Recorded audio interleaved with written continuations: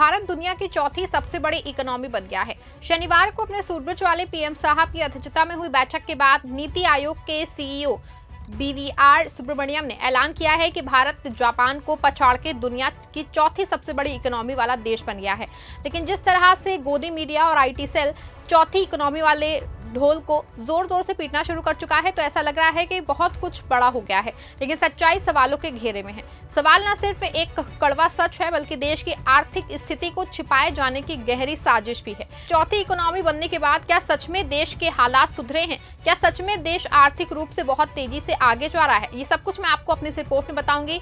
साथ ही इस पर भी चर्चा करूंगी कि क्यों नीति आयोग की ओर से ऐलान होते ही एक बार फिर से इस ढोल को जोर शोर से पीटना जाना जो है शुरू हो गया है।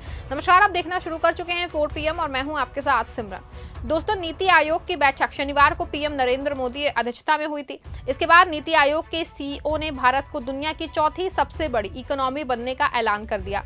उन्होंने बताया कि भारत ने जापान की अर्थव्यवस्था को पछाड़ के चौथे नंबर पे अपना स्थान बना दिया है। नीति आयोग के CEO BVR सुब्रमण्यम ने बताया है कि भारत ने ये उपलब्धि जो है अपनी इकोनॉमी पॉलिसी के कारण हासिल की है। इंटरनेशनल मॉनेटरी फंड यानी कि IMF के आंकड़ों का हवाला देते हुए सुब्रमण्यम ने कहा कि हम चौथी सबसे बड़ी अर्थव्यवस्था हैं। हम $4 ट्रिलियन की अर्थव्यवस्था हैं। आज भारत जापान से बड़ा है। अब केवल अमेरिका, चीन और जर्मनी ही भारत से बड़े हैं।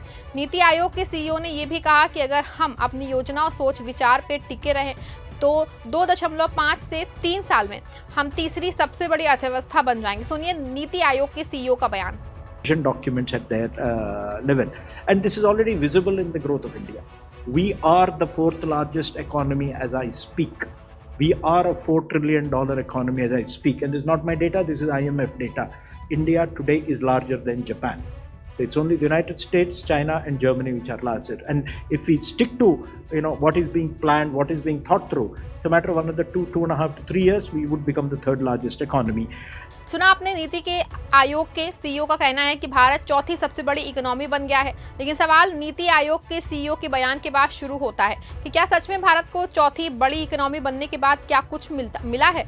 सवाल बड़ा है कि जिस तरह से भारत को चौथी बड़ी इकोनॉमी बनने का ढोल जोर शोर से पीटा जा रहा है, ऐसे में भारत देश की सच्चाई क्या है? बता दें आपको कि UN की साल 2025 की जो हंगर रिपोर्ट है, उसमें भारत जो है 127 देशों की सूची में 105वें नंबर पे है और भारत का स्कोर जो है 27.3 है। ये देश की अति गंभीर स्थिति है, यानी कि देश में भूखे सोने वाले और रहने वालों की संख्या आज बहुत ही ज्यादा है। हंगर रिपोर्ट के अनुसार ही आज भी भारत में जो है लगभग 20 करोड़ लोग सही से खाना और पानी नहीं पी पा रहे हैं।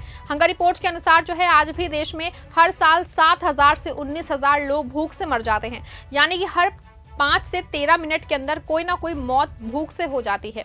आपको बता दें कि साल 2020 में एक रिपोर्ट आई थी, इसमें साउथ एशिया में 1331.5 मिलियन लोग ऐसे थे जैसे हेल्दी डाइट नहीं उनको मिल पाई है, जिसमें से 973.3 मिलियन तो भारत के ही लोग थे। वहीं दूसरी ओर इंडिया फूड बैंकिंग की रिपोर्ट के अनुसार भारत में 189.2 मिलियन लोग कुपोषित थे। ऐसे में अंदाजा लगाया जा रहा था कि भारत में 14% जनसंख्या कुपोषित है। हालांकि इसकी संख्या में कमी आई है, लेकिन आज भी कुपोषितों की संख्या है, जो ये बताती है कि कहीं ना कहीं खाने में पौष्टिकता की जो है वो कमी है। बता दें आपको कि पिछले साल तो भारतीय फूड रिपोर्ट आई थी। इसी सर्वेक्षण में दावा किया गया था कि इस दौरान लगभग 60% लोगों के भोजन में पौष्टिकता की भी कमी देखी गई है। यहाँ तक कि 45% लोगों को अपने खाने के इंतजाम के लिए कर्ज तक लेना पड़ा है। ऐसे में साफ है कि देश में आज भी भूखे रहने वाले और खाने वालों की संख्या काफी है। लेकिन दूसरी ओर भारत देश ने जापान की इकोनॉमी को पीछे छोड़ते हुए चौथे पायदान पे पहुंच गया है। आपको बता दें कि जब मनमोहन सिंह ने देश की कमान संभाली थी तो देश दुनिया की 11वीं बड़ी इकोनॉमी हुआ करता था, और सिर्फ 10 साल में मनमोहन सिंह ने भारतीय इकोनॉमी को दुनिया की 5वीं सबसे बड़ी इकोनॉमी बना दिया था। 10 साल में मनमोहन सिंह ने 6 पायदान की छलांग लगाई। सबसे खास बात उनके कार्यकाल की ये रही कि उनके समय में देश की GDP 7% या उससे ऊपर रही थी। बता दें आपको, अब पूरी दुनिया मंदी के दौर से गुजर रही है, तो भारत में मंदी का कोई भी असर नहीं दिखाई दिया था। लेकिन अब जब भारत ने 11 साल में सिर्फ एक पायदान की छलांग लगाई है, तो हर ओर इस मामले को ऐसे पेश किया जा रहा है जैसे कोई बहुत बड़ा करिश्मा ही हो गया है।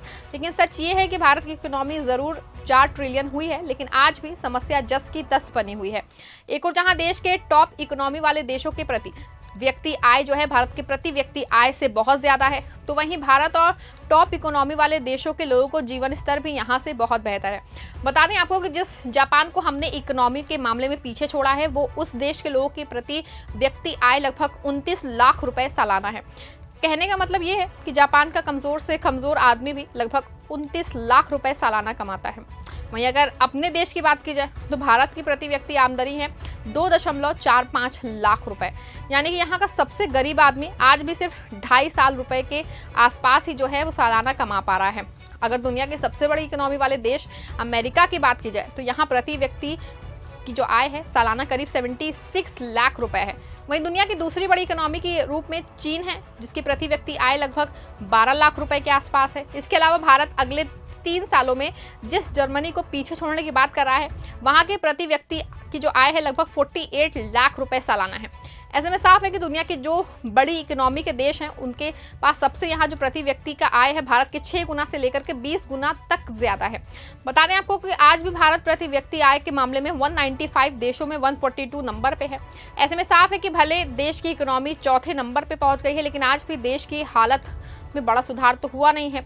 बता दें आपको कि जिस इकोनॉमी को मनमोहन सिंह 11वें नंबर से 5वें नंबर तक लाए थे, उसके साथ ही उन्होंने नए आर्थिक उदारवाद को लागू करने का न सिर्फ रोजगार, महंगाई और प्रति व्यक्ति आय में सुधार किया था, बल्कि देश को एक मजबूत दिशा भी दी थी। लेकिन इसके बाद 11 साल देश को 5वें से चौथे तक पहुंचने में लग गए। साथ वही प्रति व्यक्ति आय जो है हंगर रिपोर्ट और रहन सहन की कोई बहुत बड़ा जो बदलाव नहीं हुआ है। इसकी मेन वजह ये मानी जाती है कि ना तो इस सरकार में रोजगार के अवसर आए हैं और ना ही कुछ नई स्किल बनाई गई हैं। जब पहली मोदी सरकार बनी थी तो रोजगार और नई स्किल को लेकर कई बड़ी योजनाएं शुरू की गई, लेकिन अब सबकी सब है सिर्फ फ्लॉप ही रही हैं, बल्कि रोजगार के अवसरों को बनाने में भी सहायक नहीं हुई है। ऐसे में अगर भारत दुनिया की चौथी बड़ी इकोनॉमी बन भी गया है तो कोई बहुत बड़ा कमाल तो हुआ नहीं है।